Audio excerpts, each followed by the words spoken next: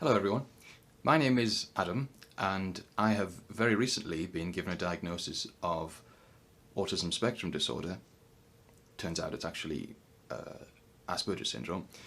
In this video I want to talk to you about the fact that I've lived 99% of my life without knowing that I was affected by autism, how that played out in my life, how things have played out since, and yeah, so let me explain a little bit more about the whole ASD Asperger's thing. And that is that, at least here in the UK, clinicians are very reluctant to give a diagnosis of a specific condition like Asperger's syndrome. They much prefer to give and they do give the much more general diagnosis, so basically they can say you're affected by autism without having full-on autism, and those of you who know about the condition will know that that's autism spectrum disorder. I actually have the letter here confirming the diagnosis, and I'm not sure if you can see it or not. I'll try and zoom in later on. So it says here, from assessment, our findings are as follows. You've been given a diagnosis of autism spectrum disorder, ASD, and then it gives you a brief description of the disorder, what it means. However, first of all, I should say it took over a year to actually get that assessment. The waiting list, again, here in the UK is extremely long. And then during that assessment, it actually takes several weeks to have the assessment, because you've got to be seen by multiple clinicians. They don't like to have just one opinion. So and during that assessment, both the clinicians that saw me, they both said, yes, in your case it is almost definitely Asperger's, but we can't give you the diagnosis of Asperger's because we have to give the general diagnosis of autism spectrum disorder. So, long story short, I have Asperger's syndrome. And this video is going to serve as kind of my big reveal. First of all, I've never done a YouTube video at all about anything, let alone about a sensitive topic like a clinical diagnosis. But I kind of want to, I feel like it'll be almost a weight off my shoulders to kind of say to the world, yes, okay, I am Adam and I do have this condition. And even though I'm sure, you know, in a planet of, what is it, 7.3 billion people, there's no reason why anyone should care that I have Asperger's syndrome. But nevertheless, I'm hoping that by me revealing it and talking about it, that I'll be able to reach out to other people that are perhaps experiencing the same thing, or they might know someone that is on the spectrum.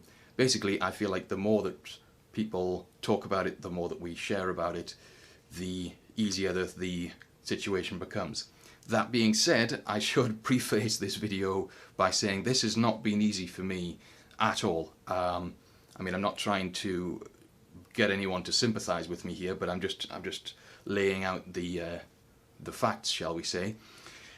But let me just say that I couldn't just do a YouTube video and upload it.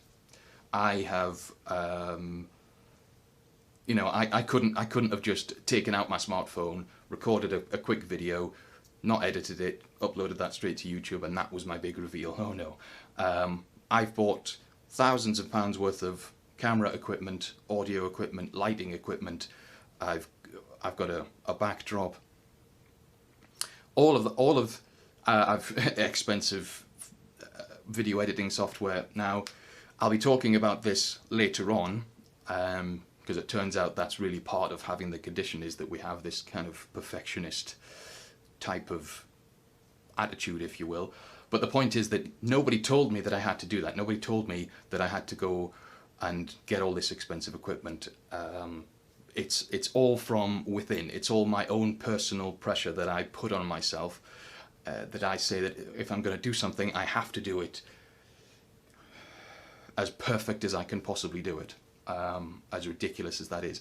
And the reason I want to tell you about that is because, I mean, I'm standing here talking to you now, and the pressure that my body even. It doesn't even feel like my mind. It's more like my subconscious is putting on me. I'm absolutely drenched in sweat. I might be seeming perfectly normal to you, but right now my body is in full panic mode, and I'm extremely anxious. So again, the reason I want to mention this is because I want to apologize that this may not be the smoothest of videos. This may not be the best delivered, perhaps, from someone that has loads of confidence or whatever. But yeah, so that being said, let's continue. Before we continue, I've had to edit this in. There's something that I want to point out to you, is that towards the latter part of my story that I will be telling you about, some people may find it particularly hard to digest. It is going to be talking about depression, suicidal ideation, psychiatric hospitalization, electroconvulsive therapy. It's going to be talking about things that are particularly dark in nature. So if you're quite sensitive to those sorts of things, be warned. Towards, I would say, the latter 50%, 40% of my story is framed in this kind of way. However, I felt like if I was going to be talking about my story, I had to reveal it warts and all. Okay? I've written some notes to keep me on track, so I hope you don't mind. So, like any good story, I will begin right at the beginning. In fact, I'll begin before I was even born. So, I was born to two parents that had, unfortunately, lost their first child, my brother.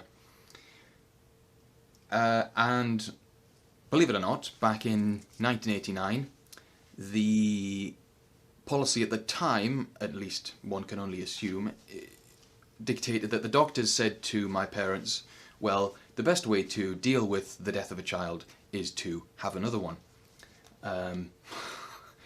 So 10 months later, Adam was born.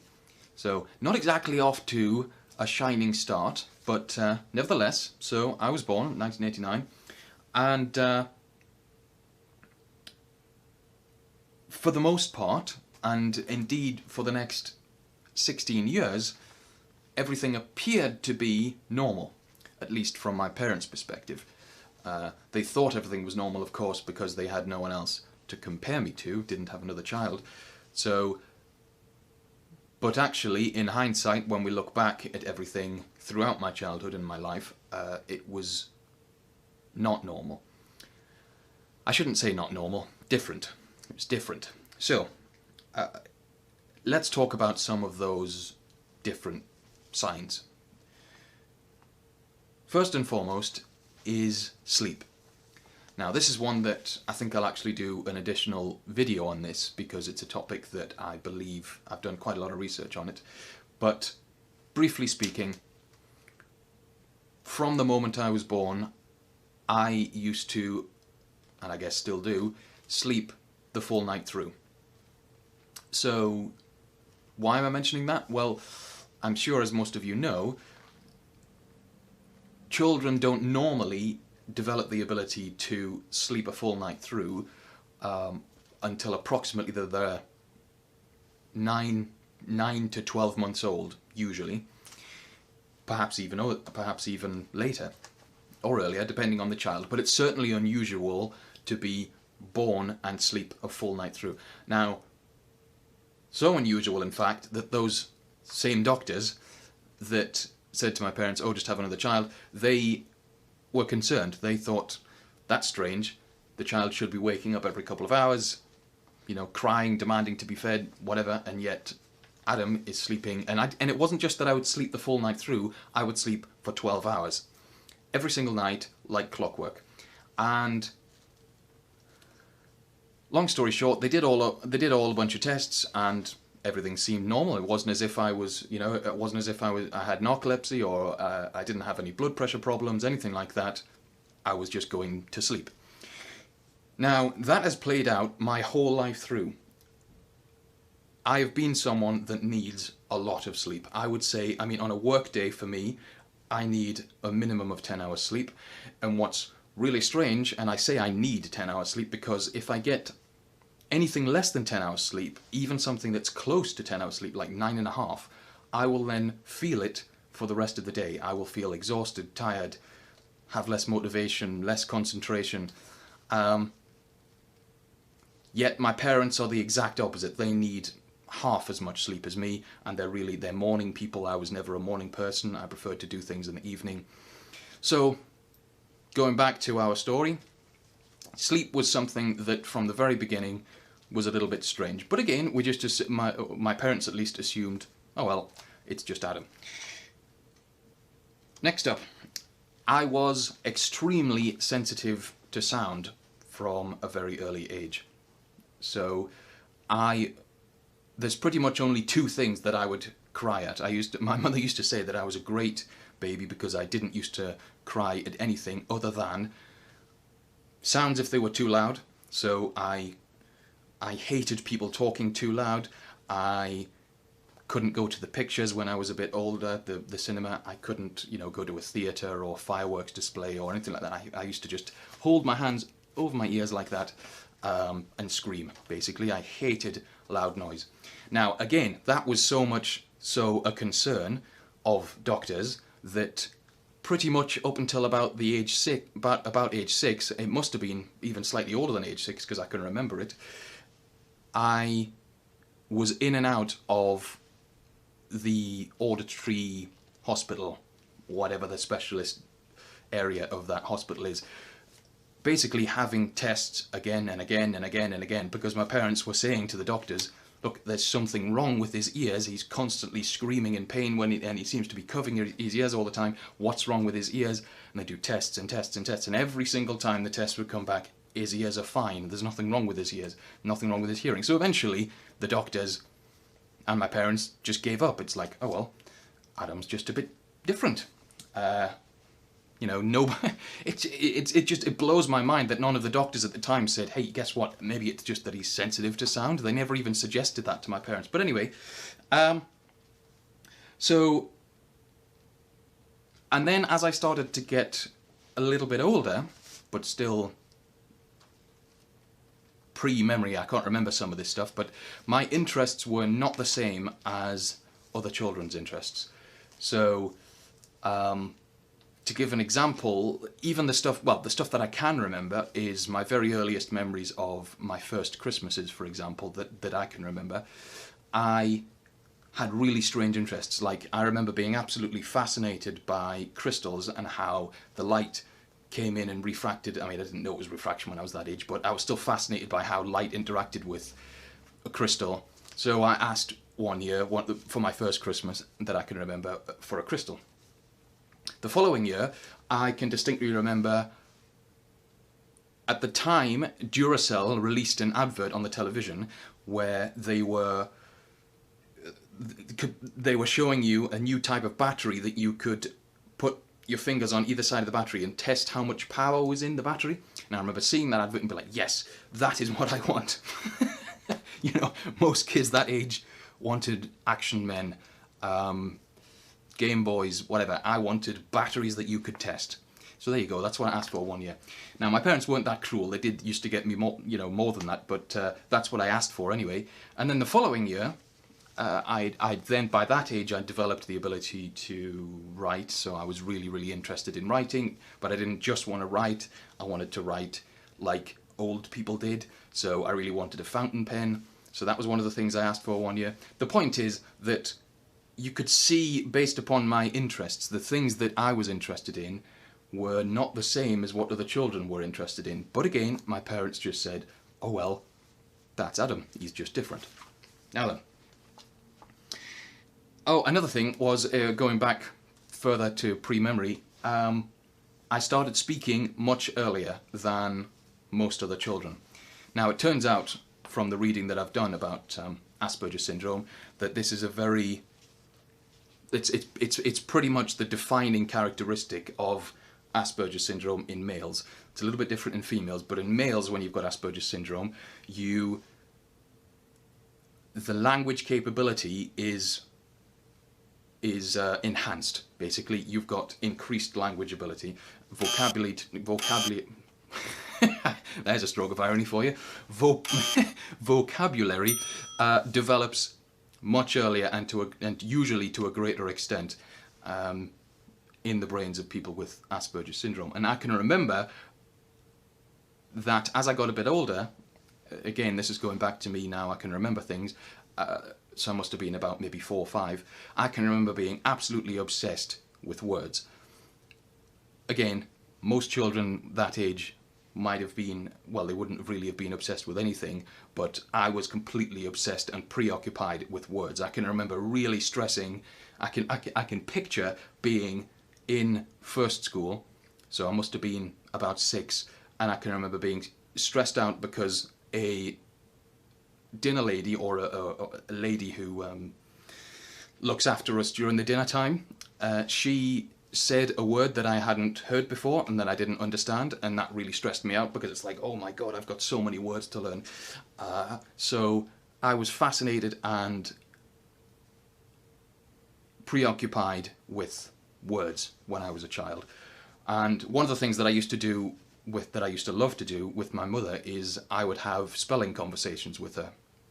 So rather than just speaking, we would be saying HELLOMYNAMEISADAN, you know, instead of just speaking words. I was obsessed with the spelling of words and the way words sounded, and so yeah, that was unusual. Now then, moving on to my school years, I can already tell you're probably predicting, and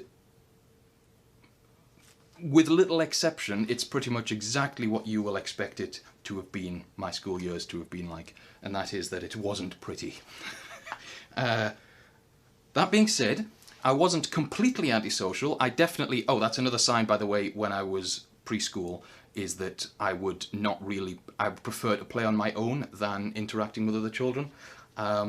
Nevertheless, I wasn't completely antisocial, but I chose to have one friend, and that one friend, my best friend, who still is my best friend, I was his friend for the entirety of school. Wasn't interested in any other friends, it was just me and him. We did everything together. Apparently that's another common thing for people on the spectrum. So, let's have a look, where are we up to? Yep, so I had friends, but they were very limited in number. I was never one for hanging around in crowds of people. Never had crowds of friends or anything like that. Grades-wise, regarding school, it's difficult to say because I found school to be immensely boring. I mean, I cannot possibly explain enough or emphasize enough how boring, like painfully boring. I used to the point where by the time I got to like age 14, 15, 16, I was so sick of school because it just bored me to tears. And the main reason it bored me to tears, quite honestly, and this is not a bragging statement because I wish it wasn't the case, was that I could get the highest grade without trying at all, without putting in any effort, without putting in any work, without doing any revision or anything. I would just then get the highest grade. So it seemed natural in that circumstance that then my brain would say, well, what the hell, what's the point in school? I was just bored, unbelievably bored. But nevertheless, boredom was not the worst part about school. The worst part about school, of course, was the bullying. Now, it didn't help that, I mean, I've shaved all my hair off now, so you can't tell, but, or you might be able to tell, you can see it a bit in my beard. I've got red hair. So, having red hair in the UK, plus being autistic, although nobody knew I was autistic, so being different and having red hair, yeah, children don't like other children that are different. I'm sure you don't need me to tell you that. So that wasn't particularly fun. But again, if you had asked me when I was 14 or 15, what do you make of school, or what do you make, I would say, oh, I'm sick of it and it's boring and it's crap, but that's about it, you know.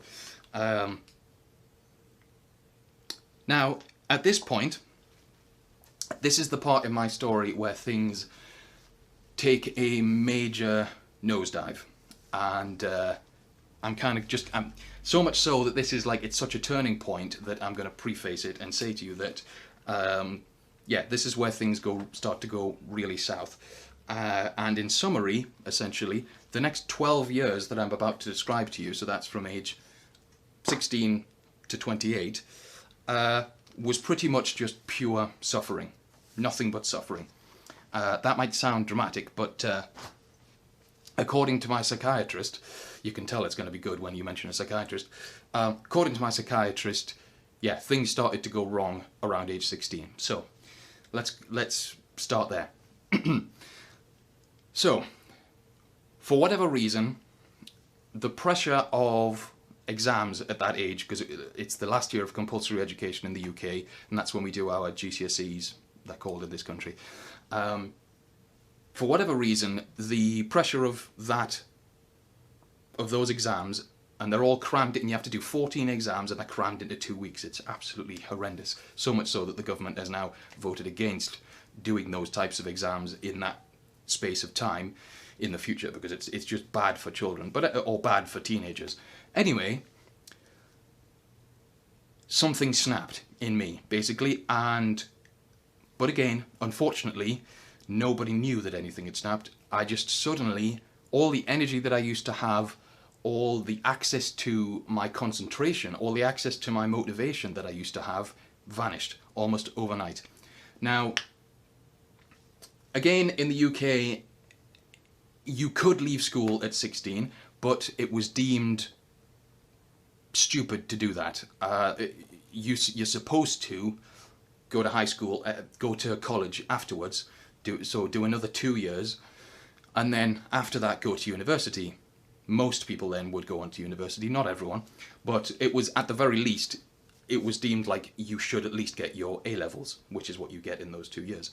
So from age 16 to 18, I was in basically college, sixth form.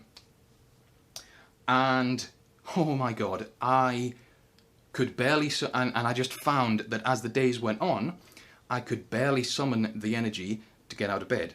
I could barely summon the energy to go in. That's what I started truanting, even though by that age, you're not legally supposed to, you don't have to go to school, so it wasn't actually truanting, I just wasn't showing up to the classes. But again, nobody knew that there was anything wrong, so unfortunately the explanation for why I was behaving in this way was just laziness. The explanation was that it was just my fault. I'm just a waster, someone that can't motivate himself, at least as far as certain members of my family were inclined to tell me. Nevertheless, so I concluded, but I knew that it wasn't just me, but I had thought that because of the fact that I've gone through school and I've been bored this entire time, and now I'm doing an extra 10 years, it's like, of course I can't be bothered to go in, I'm just bored of education. So that's what I concluded. I concluded I'm not going to university because I'm absolutely bored of education, that's why I can't summon the energy to go in, all that sort of thing.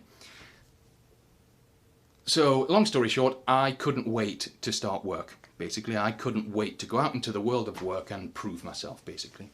Now, so that's exactly what I did. At age 18, I got my A-levels. Again, I just coasted through them.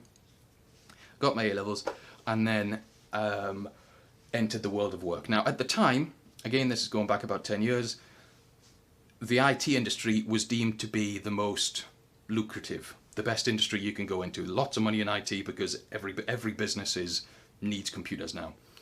So that's what I did. I started working I've been pretty successful actually in getting a pretty good job for a big IT firm in this country called BT, or British Telecom, and everything was going well, everything was going smoothly, I was quite enjoying the work and whatnot, and then by about the third month into the job, the exact same anhedonia, it's called in psychological terms, but the exact same lack of motivation, the inability to get out of bed, the inability to go to work, calling in sick days, it all started again.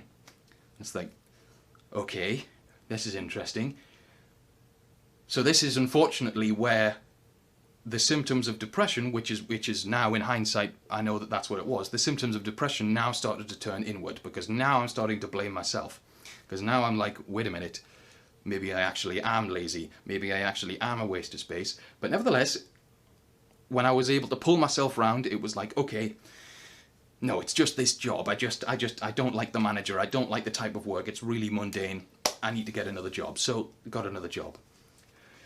Cutting a long story short, in a 2-year period, that is from age 18 to 20, I worked at 9, no less than 9 separate companies before I finally gave up. And the same thing kept happening each time, except the time it used to take me to get to the point where I had no motivation and I couldn't go in was just getting shorter and shorter and shorter, to the point where I would start a new job and within weeks I was having to leave because I just couldn't do it anymore. Eventually, at age 20, I gave up, went to the doctors, and said, I think I've got depression.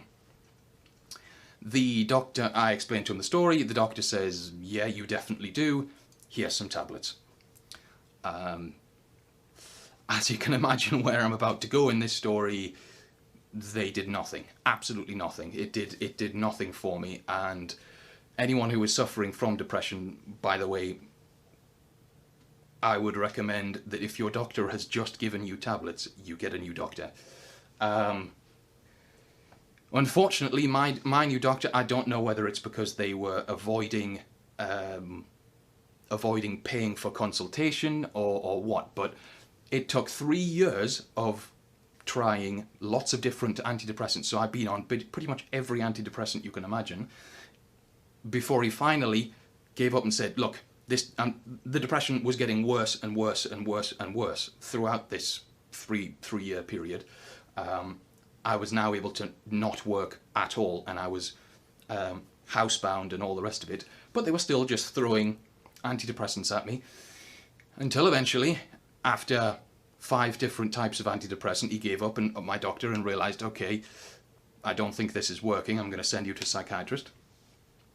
That turned out to be a total waste of time, because and then for the next 5 years, I saw a series of maybe 6 or 7 different psychiatrists, and they basically did what my GP had done, what my doctor had done, just a slightly more advanced version. So I was on drugs that only psychiatrists could prescribe, but again, that's all they were doing, was just throwing drugs at me. So I've been on lithium, venlafaxine,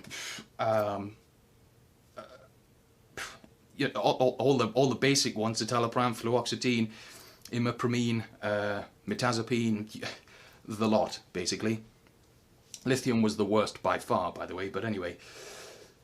Long story short, nothing was working, and by the time I was about age 26, I'd completely given up on life. I had been bedbound, and I do mean bedbound, for months. I was not showering or cleaning my teeth for weeks. I couldn't leave.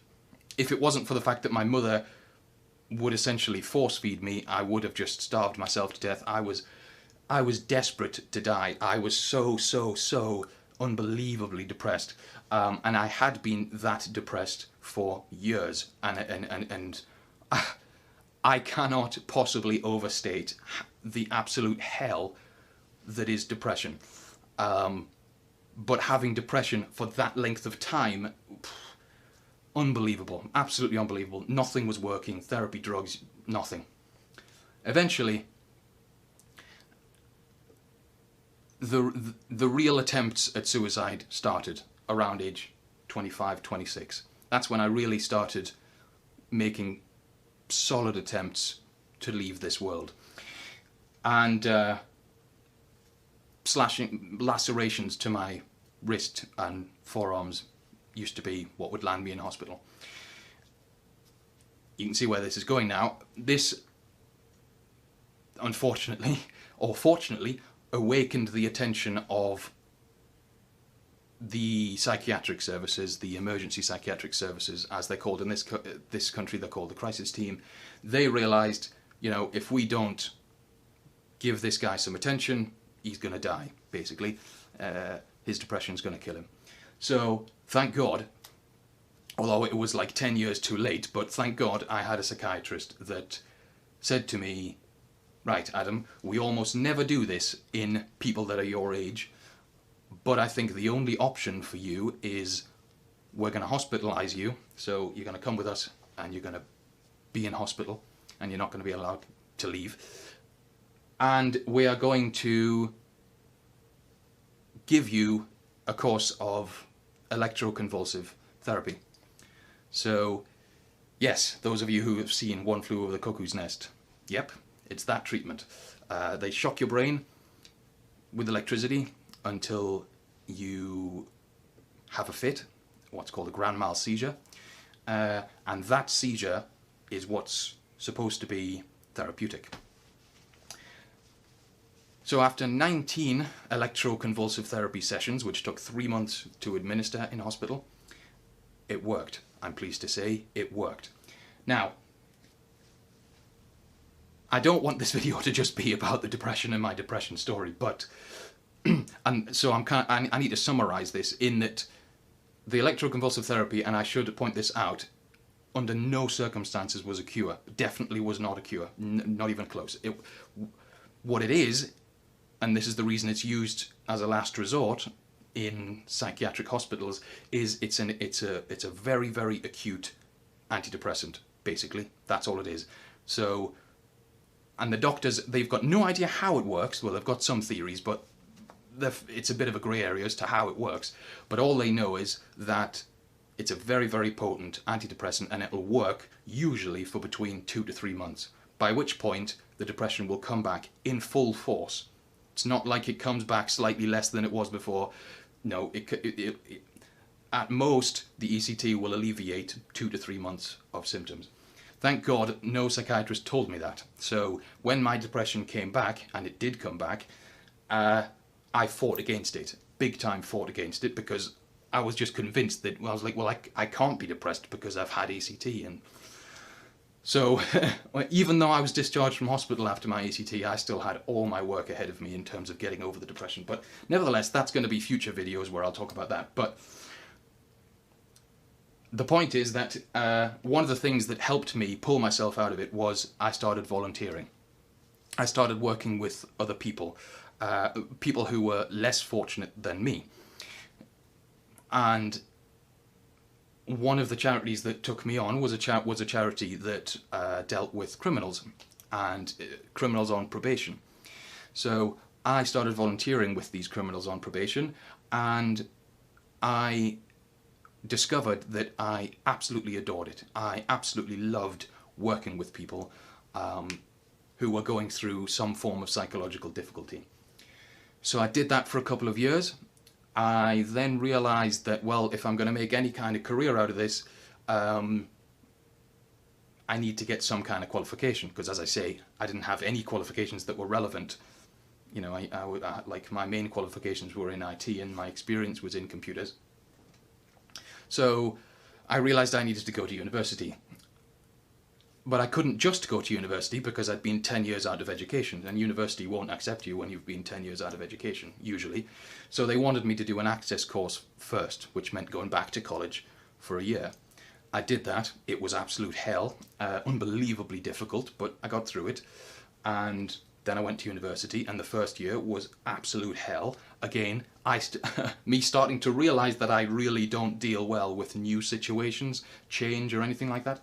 So thankfully, the university was quite astute, and they realized, okay, the behaviors you are exhibiting here, Adam, and we get over 30,000 new students just at this university alone. Those behaviors that you are exhibiting are very similar to other students that we have that are on the spectrum. So what we're going to do is, and you may, if you are on the spectrum, you may qualify for additional support. So they said, okay, what we're going to do is we're going to send you to get an assessment from a private psychologist. She won't be able to give you an official diagnosis, but what she will be able to do is produce a report that gives us something that is enough for the university, you know. So she did, and according to her report, she said, I can't say this because I'm not qualified to say this, but I'm 98% sure you have Asperger's syndrome. So that's And I'm still at university at the moment doing a degree in psychology because, again, my goal is to work with people, help people, particularly people with depression. But as a side effect, I also ended up learning I have Asperger's syndrome. I then told my psychiatrist and have now been officially diagnosed through the NHS. So there we are. That is my story from beginning to end. Honestly, I have absolutely no idea why anyone would sit through this video and watch it, but if you did, I very much appreciate you doing that. I'm not going to be one of these people who begs for likes or subscribers or anything, but that being said, I do plan to upload videos in future talking more about stuff to do with autism. I might start touching on the stuff to do with depression because of course I've got a lot of experience with it and done a lot of research about it. Yeah, so I'll hopefully see you all soon. Thanks.